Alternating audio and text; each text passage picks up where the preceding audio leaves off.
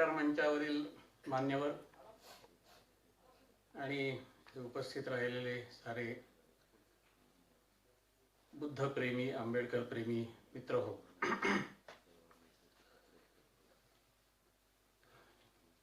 या कार्यक्रमाला मला जयकर गायकवाडांनी येण्याची विनंती केली. मी एक खूप साधा माणूस आहे आणि खरोखर मी या बाबतीत काही आपल्याला मार्गदर्शन वगैरे करू शकेन असं मला वाटत नाही. पण मी असा विचार करतो की अशा प्रकारच्या म्हणजे साहित्य संमेलनामध्ये आपलं काय म्हणणं असू शकतं, कारण कुठलाही मला विषय दिलेला नाहीये. पण हा एक विषय यासारख्या संमेलनात माझ्यासाठी असू शकतो की मीचा शोध. साहित्यामध्ये हा एक महत्त्वाचा भाग असतो की कुठल्याही लेखकाने, कवीनी हे भान ठेवलं पाहिजे की मी कोण आहे आणि त्या मीचा शोध घेत राहणं सतत, हा एक महत्त्वाचा भाग साहित्यामध्ये असू शकतो. आणि मला या प्रकारच्या म्हणजे बौद्ध साहित्यिकांच्या मेळाव्यामध्ये मी कोण आहे असं जेव्हा मी विचार करतो तेव्हा साहजिकच माझी जी आयडेंटिटी आहे आणि विशेषतः माझी जी बौद्ध म्हणून जी आयडेंटिटी आहे त्या आयडेंटिटीचा शोध या निमित्ताने मी घेऊ शकेन असं मला वाटलं. म्हणून मी त्याच विषयावर थोडंफार अनुभव कथन आणि थोडेफार विचार असे मांडणार आहे. मी हिंदू ब्राह्मण कुटुंबामध्ये जन्मलो आणि माझ्यावर ब्राह्मणत्वाचे, ब्राह्मण्याचे संस्कार झाले. पण काहीशी बंडखोर वृत्ती, पालकांना न जुमानण्याची वृत्ती असल्यामुळे मी त्या गोष्टी काही प्रमाणात नाकारत गेलो. की का म्हणून, मी हे करायचं का म्हणून, असे मी प्रश्न विचारत गेलो आणि अनेक गोष्टी मी नाकारल्या. म्हणजे माझी मुंज झाली, त्याच्यानंतर जानवं घातलं गेलं, त्याच्यानंतर रोजच्या रोज ते संध्यावंदन नावाचा एक प्रकार असतो तो मी काही काळ करत होतो. पण या सगळ्याकडे मी असं विचारत होतो की हे का म्हणून, ह्याची काय म्हणजे गरज काय आणि याला अर्थ काय. आणि मग हळूहळू एका स्टेजला मी जेव्हा जास्त माझी बंडखोरी वाढत गेली त्यावेळेला मग मी त्या जानव्याचा त्याग केला. सगळे धार्मिक विधी करणं नाकारलं. सो कॉल्ड देवाला नमस्कार करणं नाकारलं. आणि हा संस्काराचा एक भाग झाला. दुसरा भाग म्हणजे आपण ब्राह्मण आहोत आणि इतर लोक काहीतरी वेगळे आहेत आणि त्यांच्यापेक्षा म्हणजे आपलं वेगळेपण हे आपण टिकवलं पाहिजे, आपलं काहीतरी तथाकथित श्रेष्ठत्व टिकवलं पाहिजे, अशा प्रकारचे संस्कारही कळत नकळत होत होते. तेव्हा तेही मी नाकारले. का म्हणून, मी वेगळा का म्हणून. आणि एका स्टेजला विशेषतः ज्यावेळेला लग्नाचा वगैरे विषय आला पुढे, त्यावेळेला मी असा निर्णय घेतला की मी जातीबाहेर केलं तर जातीबाहेरच लग्न करीन, ब्राह्मण मुलीशी लग्न करणार नाही. साहजिकच त्याला नातेवाईकांमधनं विरोध झाला. पण हळूहळू मी म्हणजे तो विरोध पचवला आणि ठरवून जातीबाहेर लग्न केलं. म्हणजे प्रेमविवाह नाही, पण अशी जाहिरात दिली की ब्राह्मणेतर वधू हवी वगैरे वगैरे. आणि त्याला प्रतिसाद म्हणून माझ्या भावी पत्नीशी मला संवाद झाला आणि त्यातून मी आंतरजातीय विवाह हा अर्थात रजिस्टर पद्धतीने वगैरे केला. तर हा एक भाग आहे. त्याचबरोबर विशेषतः म्हणजे कॉलेजमध्ये सुद्धा असे काही बंडखोर विचार वगैरे मी मांडत होतो, पण विशेषतः युनिव्हर्सिटीमध्ये आल्यानंतर तेज निवळीकर, विलास वाघ यांच्याशी संबंध आला आणि मग त्याच्यातून हळूहळू आंबेडकरी विचार हा माझ्यापर्यंत आला आणि मी तो पचवत होतो. समजून घेत होतो. विलास वाघांनी मला एक पुस्तक लिहिण्याविषयी आग्रह केला. म्हणजे तो माझी संस्कृतची बॅकग्राऊंड असल्यामुळे ते म्हणले की तुम्ही या संस्कृतचा अभ्यास केलाय तर तुम्ही मनुस्मृतीमध्ये विषमता कशी आहे ते सांगणारं पुस्तक लिहा. मग त्याप्रमाणे मी तसं एक पुस्तक तयार केलं, विषमतेचा पुरस्कर्ता म्हणून, आणि ते प्रसिद्ध झालं. त्याला कॉम्रेड शरद पाटील हे उपस्थित होते, दादासाहेब रुपवते उपस्थित होते, असे अनेक जण. आणि त्याचबरोबर आंतरजातीय विवाह ही एक आपण चळवळ म्हणून राबवावी या दृष्टिकोनातूनही मी प्रयत्न करत होतो. त्यावेळेला त्यातून समाज परिवर्तनासाठी आंतरजातीय विवाह अशा प्रकारची एक पुस्तिका सुद्धा आम्ही तयार केली, ती त्यावेळेला प्रसिद्ध झाली. तेव्हा हा एक माझ्या जडणघडणीमध्ये, म्हणजे माझी स्वतः मी कोण आहे, मी जी काही परंपरेने दिलेली जी आयडेंटिटी मला होती ती नाकारून मी वेगळ्या आयडेंटिटीकडे हळूहळू यायला लागलो. दुसरा एक माझ्या आयडेंटिटीतला महत्त्वाचा, अर्थात जो नास्तिक आणि बंडखोरी वृत्ती जी माझ्यामध्ये होती, त्याच्यातून भारतीय तत्वज्ञानाचा अभ्यास करत असताना पहिला प्रभाव जो माझ्यावर होता तो चार्वाक दर्शनाचा होता, की जो कट्टर नास्तिक विचारवंत, नास्तिक दर्शनकार म्हणून आपण ज्याला ओळखतो, त्याचा प्रभाव होता. पण तो प्रभाव अजूनही आहे. त्याच्यातून एक अपूर्णता अशी होती की चार्वाक दर्शनामध्ये नैतिकतेचा गंभीर विचार नाही. जी परंपरागत परलोकवादी नीती आहे, ईश्वरवादी नीती आहे, त्या नीतीला नकार दिलेला आहे. इहवादाचा पुरस्कार आहे, भौतिकवादाचा पुरस्कार आहे. पण इहवादाच्या, भौतिकवादाच्या चौकटीमध्ये नीतीविषयी गंभीर विचार हा चार्वाकवादामध्ये दिसत नव्हता. तो मला बुद्धिझममध्ये जाणवला की बुद्धिझममध्ये अर्थात परंपरागत बुद्धिझममध्ये परलोकवाद स्वीकारलेला आहे, पण आत्मा स्वीकारलेला नाही, ईश्वर स्वीकारलेला नाही. आणि नीती हा एक महत्त्वाचा गाभा आहे. आणि केवळ नीती, नैतिकता असं नसेल तर नैतिकतेच्या क्षेत्रामध्ये एक आदर्श स्थिती गाठणं, परफेक्शन गाठणं, ह्याला महत्त्वाचं स्थान आहे. आणि आपण ज्यावेळेला निर्वाण वगैरेची भाषा करतो, ती निर्वाण म्हणजे हे नैतिक क्षेत्रातलं परफेक्शन आहे. त्याच्या पलीकडे ती मरणोत्तर स्थिती, आत्म्याची स्थिती वगैरे असं काही नाही. ह्या जीवनामध्ये अनुभवण्याची ती गोष्ट आहे. या सगळ्या गोष्टी या मला आकर्षित करणाऱ्या होत्या.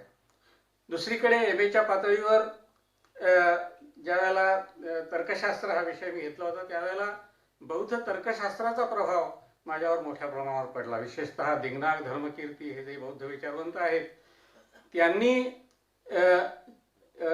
ब्राह्मणी परंपरेतलं जे तर्कशास्त्र होतं, जे न्याय वैशेषिक या दर्शनांमधनं पुढे आलेलं होतं, त्याला वैचारिक पातळीवर तीव्र विरोध केला आणि त्यातून स्वतःचं वेगळं तर्कशास्त्र विकसित केलं. हे फार महत्त्वाचं होतं आणि त्यामुळे माझा PhDचा सुद्धा तो विषय बनला. या मनुस्मृतीवर पुस्तक लिहिण्याच्या निमित्ताने मी आंबेडकरवादाकडे जास्तीत जास्त आकृष्ट झालो. आणि MAच्या पातळीवर ज्यावेळेला मी प्राध्यापक म्हणून रुजू झालो, तेव्हा मला हे जाणवलं की इथे आपण ज्यांचा फिलॉसॉफर म्हणून अभ्यास करतो, त्याच्यामध्ये आपण आधुनिक फिलॉसॉफर्समध्ये कुठे राधाकृष्णांचा अभ्यास करतो, गांधींचा अभ्यास करतो, पण आंबेडकरांचा आपण फिलॉसॉफर म्हणून अभ्यास करत नाही. तेव्हा आंबेडकरांचा एक फिलॉसॉफर म्हणून अभ्यासक्रमामध्ये समावेश व्हावा याच्यासाठी सुद्धा मी प्रयत्न केले आणि तसा तो समावेश झाला. तर त्याच्यामध्ये मुख्यतः 2 भाग त्या कोर्समध्ये होते. पहिला म्हणजे ॲनिहिलेशन ऑफ कास्टचा अभ्यास आणि दुसरा म्हणजे द बुद्ध अँड हिज धम्मचा अभ्यास. हे 2 महत्त्वाच्या ग्रंथांच्या भोवती तो सगळा अभ्यासक्रम केंद्रित झालेला आहे. तर ह्यातून मी असं म्हणायला लागलो की खरोखर मी स्वतःला बौद्ध का म्हणू नये. आणि पुणे विद्यापीठात प्राध्यापक म्हणून शिकवत असतानाच एक असा मला माझ्यासमोर प्रस्ताव आला की धर्मचक्र प्रवर्तन दिनाच्या निमित्ताने मी एक भाषण करावं. तर त्यावेळेला मी बौद्ध का आहे या विषयावर मी एक व्याख्यान दिलं आणि पुढे ते पुस्तक रूपाने प्रसिद्ध झालं. तर ही माझी घडत गेलेली आयडेंटिटी आहे. मी अर्थात कुठे रीतसर धम्मदीक्षा वगैरे घेतलेली नाही, पण स्वतःला मी बौद्ध म्हणून ओळखतो. आणि स्वतःला बौद्ध म्हणून ओळखत असताना पुन्हा प्रश्न येतो की म्हणजे जसा बाबासाहेब आंबेडकरांसमोर प्रश्न आला होता तसा प्रश्न कुणासमोरही येऊ शकतो की स्वतःला जर तुम्ही बौद्ध म्हणत असाल तर बौद्ध परंपरा ही इतकी व्यामिश्र आहे, इतकं त्यामध्ये वैविध्य आहे, त्यामध्ये तुम्ही स्वतःची आयडेंटिटी नेमकी कुठे बघता. आणि ज्यावेळेला बाबासाहेब आंबेडकरांना हा प्रश्न विचारला गेला त्यांच्या धम्मदीक्षेच्या आदल्या दिवशी पत्रकारांकडून, त्यावेळेला ते असं म्हणले की ज्या बौद्ध धर्मामध्ये मी प्रवेश करणार आहे तो महायान नाही, तो हीनयानही नाही, फार तर तुम्ही त्याला नवयान म्हणू शकता. तो बुद्धाने सांगितलेला जो धर्म आहे तो मी अनुसरतोय, त्याला तुम्ही नवयान म्हणू शकता.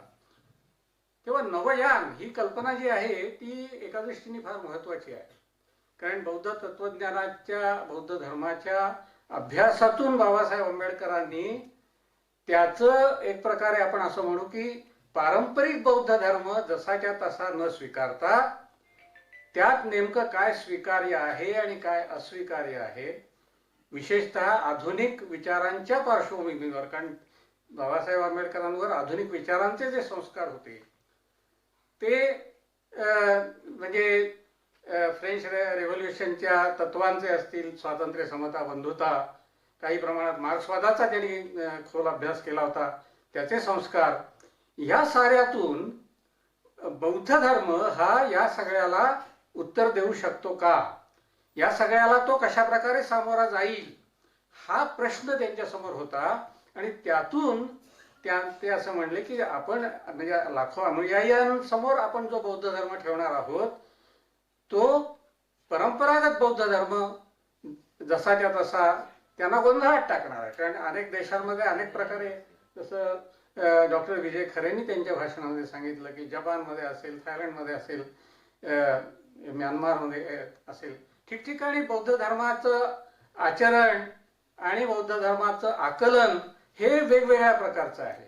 आणि त्या पार्श्वभूमीवर कुठल्या प्रकारचं आकलन आपण अनुसरलं पाहिजे हा बाबासाहेबांसमोर प्रश्न होता. आणि त्याच्यातून त्यांचा द बुद्ध अँड हिज धम्म हा ग्रंथ साकार झाला.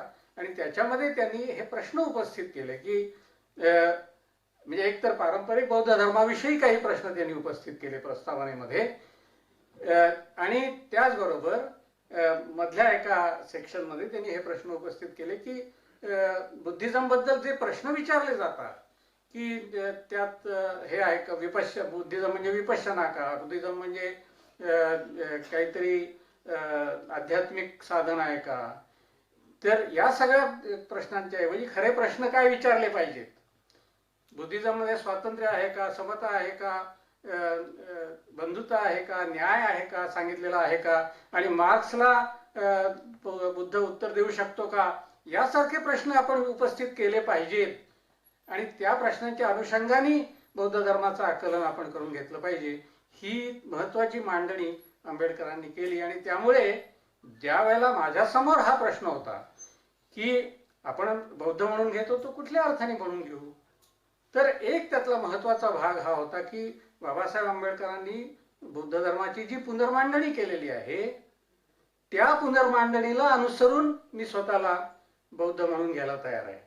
कुठल्या तरी म्हणजे समजा कुणी महायानाचा खूप प्रचंड प्रभाव आहे. म्हणजे मी ज्यावेळेला सारनाथला 6 वर्ष होतो तिथे तिबेटन बुद्धिझमचा प्रभाव आहे, त्याच्यामध्ये महायानाचा प्रभाव आहे. त्यांच्या दृष्टीने बुद्धिझम मधलं जे अंतिम सत्य आहे ते कुणी सांगितलेलं आहे, ते आचार्य नागार्जुनांनी सांगितलेलं आहे.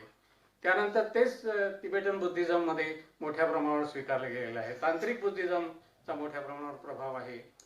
आणि त्यावेळेला माझा तिथल्या लोकांशी माझा काहीसा संघर्ष व्हायचा. मी त्यावेळेला परिसंवादांमध्ये भाग घेताना ही गोष्ट मांडायचो की एक निबंध मी असा लिहिला, can one be a Buddhist without believing in rebirth. पुनर्जन्मावर विश्वास न ठेवता एखादा बौद्ध होऊ शकतो का? आणि त्याला मी सकारात्मक उत्तर दिलं आणि त्याला सपोर्ट म्हणून त्याचं समर्थन करण्यासाठी बाबासाहेब आंबेडकरांनी जी पुनर्जन्माची चिकित्सा केलेली आहे, जी कर्माची चिकित्सा केलेली आहे, त्यामध्ये पारंपरिक अर्थाने कर्मसिद्धांत आणि पुनर्जन्म या गोष्टी न स्वीकारता आपण बौद्ध धर्म हा कशा प्रकारे स्वीकारू शकतो हे त्यांनी मांडलेलं आहे. त्याचप्रमाणे इतरही काही असे विचारवंत आहेत. हे मला अभ्यासामध्ये जाणवलं की थायलंडमध्ये एक बुद्धदास भिक्खू नावाचे एक विचारवंत गेल्या शतकामध्ये होऊन गेले. त्यांनी अशी मांडणी केली की बुद्धाचे विचार स्वीकारण्यासाठी पुनर्जन्म मानण्याची अजिबात आवश्यकता नाही. त्याचप्रमाणे अगदी अलीकडच्या काळामध्ये स्टीफन बॅचलर म्हणून एक अभ्यासक आहेत अमेरिकेमध्ये, त्यांनी तर सेक्युलर बुद्धिझम नावाची एक संस्था स्थापन केली आणि तशी एक चळवळ म्हणून उभी केली. तेव्हा हे माझ्या दृष्टीने फार महत्त्वाचं होतं आणि आहे की बौद्धिझम म्हटल्यानंतर परंपरेने असं मानलं गेलेलं आहे की कर्मसिद्धांत आणि पुनर्जन्म हा त्याचा एक गाभाभूत भाग आहे, एक अनिवार्य भाग आहे. तर तो भाग आपण स्वीकारला पाहिजे का? तर मी अशा विचाराप्रत आलो की त्याची काही गरज नाही. मग बुद्धिझम साहजिकच जे परंपरागत बौद्ध आहेत ते तुम्हाला असं म्हणू शकतात, म्हणजे म्हणतात की हा काही खरा बुद्धिझम नाही, कारण ह्याच्यामध्ये हा जो महत्त्वाचा भाग आहे की पुनर्जन्म आणि कर्मसिद्धांत या गोष्टी त्यात तुम्ही पारंपरिक स्वरूपात स्वीकारलेल्या नाहीयेत. मग बुद्धिझमचा गाभा काय आहे, काय समजायचा गाभा, हा एक महत्त्वाचा प्रश्न हा उपस्थित होतो. आणि मी त्या प्रश्नाकडे बघताना एक म्हणजे एक मी मगाशी जे म्हटलं की आणि बाबासाहेबांचा तोच एक महत्त्वाचा भाग होता की व्हॉट इज धम्म. ज्यावेळेला त्यांनी धर्म आणि धम्म यामध्ये फरक केला त्यावेळेला त्यांनी धम्म म्हणजे काय हे सांगत असताना त्यांनी धम्म आणि मोरॅलिटी या दोन्हीचं एक प्रकारचं समीकरण अद्वैत प्रस्थापित केलं. आणि त्याच्याच बरोबर त्यांनी असंही म्हटलं की Dhamma is universal and sacred morality. तेव्हा एक सार्वत्रिक नीती की ज्याच्यामध्ये साहजिकच ज्याला एक वर्गीय नीती किंवा जातीय नीती अशा प्रकारे संकुचित प्रकारची जी नीती आहे त्या पलीकडे जाणारी, सर्व माणसांना माणूस म्हणून लागू होणारी नीती, आणि ती नीती ही युनिव्हर्सल आहे आणि त्याच्यामुळेच त्याला एक प्रकारचा सेक्रेडनेस आहे, एक प्रकारचं पावित्र्य आहे, असं त्यांनी त्या ठिकाणी प्रतिपादन केलं. तो मला अतिशय एक महत्त्वाचा भाग वाटतो. आणि त्यामुळे बुद्धिझमचा गाभा हा एक तर त्याच्यातला नकारात्मक सिद्धांत हे तर आहेतच की ज्याच्यामध्ये ईश्वरवाद नाही, आत्मवाद नाही आणि सगळं अनित्य मानलेलं आहे, नित्यतत्व नावाची काहीतरी गोष्ट मानलेली नाहीये. हा एक महत्त्वाचा भाग आहे की जो इतर म्हणजे समजा हिंदू धर्मातले संप्रदाय असतील त्या संप्रदायांच्या तुलनेमध्ये हा एक नकारात्मक भाग झाला. म्हणजे हिंदू धर्माची परंपरा नाकारणं हा एक महत्त्वाचा भाग आहे आणि त्याची सरमिसळ बुद्धिझम मध्ये होता कामा नये. म्हणजे मगाशी 22 प्रतिज्ञांचा जो उल्लेख झाला त्या 22 प्रतिज्ञांमध्ये हा एक महत्त्वाचा आंबेडकरांचा रोख होता की तुम्ही ज्या वेळेला बौद्ध होता त्यावेळेला ही सतत एक शक्यता आहे की हिंदू तुम्हाला दोन प्रकारे हे करू शकतात की एक असं म्हणू शकतात की आम्ही बुद्धाला मानलेलाच आहे, नववा अवतार मानलेला आहे आणि त्याच्यामुळे वेगळं काही नाहीये तुमचं. तर ते नाही, ते अवतार वगैरे ही कल्पना नाकारून हिंदू धर्मापेक्षा पृथक असं स्वतःचं बौद्ध धर्माचं अस्तित्व आहे आणि त्याच्यामध्ये हिंदू धर्माची सरमिसळ होता कामा नये. हा एक महत्त्वाचा भाग आहे. आणि दुसरा महत्त्वाचा भाग म्हणजे हिंदू धर्मामध्ये जी जाती व्यवस्था आहे की प्रत्येक माणसाची आयडेंटिटी ही नुसतं हिंदू ही नसून प्लस कुठली तरी जात ही आहे, किंबहुना जात हीच नंबर 1ला आहे आणि धर्म ही नंतर येणारी गोष्ट आहे. साहजिकच जर बौद्ध धर्माची हिंदू धर्माशी सरमिसळ झाली तर बौद्धांना त्यांचं जे जातीय अस्तित्व आहे ते पुन्हा त्यांच्यावर लादलं जाणार आणि हे कुठल्याही प्रकारे होता कामा नये. आणि त्यामुळे हा जो आंबेडकरांचा दृष्टिकोन होता तो 22 प्रतिज्ञांमध्ये मोठ्या प्रमाणावर, की मी आता विष्णूचं हे करणार नाही, शंकराची पूजा करणार वगैरे वगैरे, या सगळ्यामध्ये हा एक दृष्टिकोन होता की कुठल्याही प्रकारे बौद्ध धर्माची, तुम्ही त्याला धर्म म्हणा धम्म म्हणा, पण म्हणजे त्याचा एक वेगळा विचार होऊ शकतो. आंबेडकरांनी धम्म हा शब्द आवर्जून वापरला. तो रिलिजन म्हणजे ज्याच्यामध्ये एक थिस्टिक रिलिजन, ईश्वरवादी धर्म हे जे सगळे आहेत त्यापेक्षा हा कसा वेगळा आहे हे दाखवण्यासाठी. पण काही वेळेला ते असंही म्हणतात की हा धर्म जो आहे तो इतर धर्मांपेक्षा एका वरच्या स्थानावर आहे.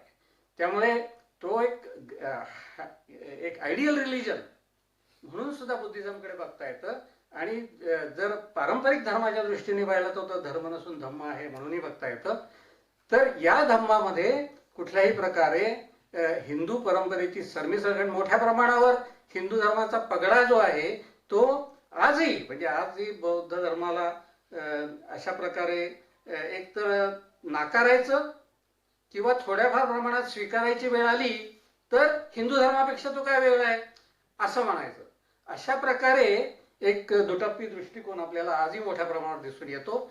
त्याचा प्रतिकार करून बौद्धत्व हे अधोरेखित करणं, आणि ते बौद्धत्व अधोरेखित करत असताना पुन्हा हा जो दुसरा एक धोका आहे की पारंपरिक बौद्ध धर्मामध्ये असलेल्या अनेक समजुती या बाजूला ठेवून त्याचं एक रॅशनल आणि सेक्युलर हे स्वरूप हे अधोरेखित करणं हे अतिशय महत्त्वाचं आहे असं मला वाटतं.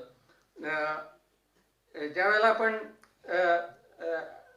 असं म्हणतो की आंबेडकरी बौद्ध धर्म हा ज्या वेळेला मी एक गाभाभूत म्हणून स्वीकारतो, त्याच वेळेला मला असं म्हणायचं की त्याच्यामध्ये एक व्यापकता आहे ती सुद्धा समजून घेतली पाहिजे.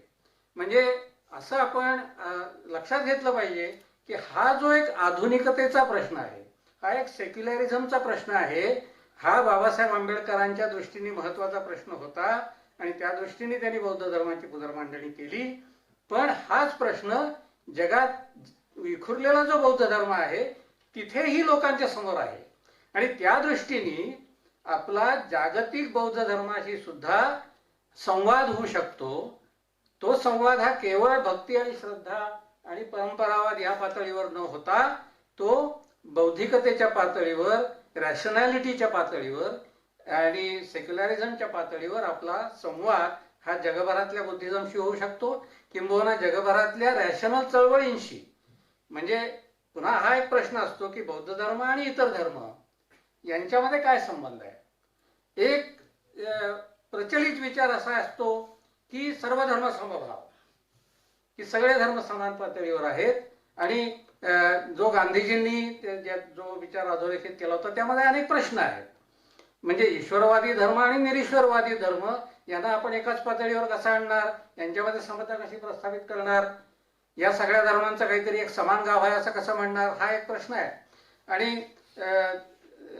दुसरं म्हणजे ह्याच्यामुळे एक प्रकारचा सगळ्याच धर्मविचारामध्ये भोंगळपणा येऊ शकतो की ठीक आहे तुमचंही चांगलं आहे, माझंही चांगलं आहे, सगळेच धर्म आहेत त्या स्वरूपातच चांगले आहेत, याच्यातून ज्याच्यामध्ये एक परिवर्तनाचा जो विचार आहे तो साहजिकच बाजूला पडतो.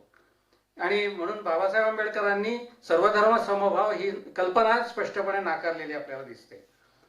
पण त्याचबरोबर सर्व धर्मांमध्ये एक प्रकारचा वैचारिक चिकित्सक संबंध असू शकतो. जरी सर्व धर्म समभाव मानला नाही तरी सर्व धर्मांमध्ये एक प्रकारचं वैचारिक पातळीवरचं सामंजस्य असू शकतं. सर्व धर्मांमध्ये ज्या परिवर्तनपर चळवळी चालू आहेत त्या चळवळींशी आपलं काहीतरी नातं आहे. कारण शेवटी रॅशनॅलिटीच्या आधारावर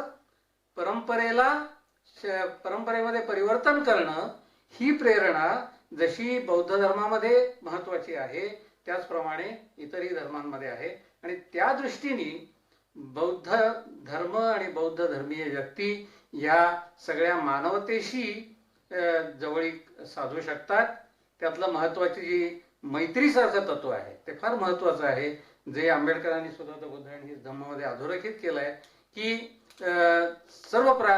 केवळ माणसांशीच नव्हे, सर्व माणसांशी, त्याच्यामध्ये अगदी शत्रूशी सुद्धा मैत्री भावना आणि सर्व प्राणीमात्रांशी सुद्धा मैत्री आणि करुणा ही भावना ही फार महत्त्वाची गोष्ट आहे की जी असांप्रदायिक आहे, सांप्रदायिकतेच्या पलीकडे जाऊन सगळ्या मानवजातीला जवळ करणारी आहे.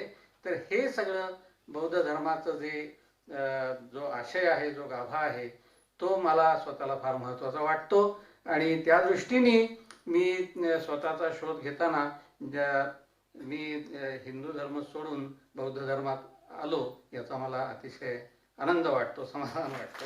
एवढं बोलून मी थांबतो.